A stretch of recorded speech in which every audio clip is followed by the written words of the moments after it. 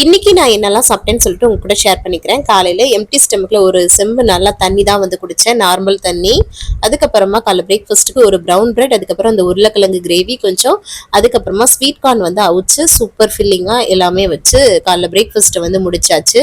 அதுக்கப்புறம் மதிய லஞ்சுக்கு சாதம், மொச்சப்பயிர் குழம்பு, அதுக்கப்புறமா சுரக்காய் பொரியல்லாம் வச்சு பார்த்தீங்கன்னா நல்லா ஃபில்லிங்காக சாப்பிட்டாச்சு. இந்த காம்போ ரொம்பவே நல்லாயிருக்கும்.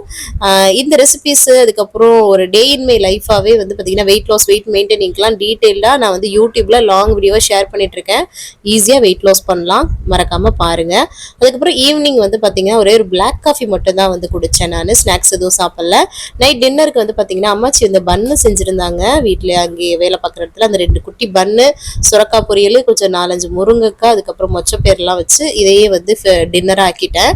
அதுக்கப்புறமா கடைசியாக தண்ணி குடிச்சு தான் வந்து கம்ப்ளீட் பண்ணுறேன். தேங்க்ஸ் ஃபார் வாட்சிங் ஃப்ரெண்ட்ஸ். பாய்.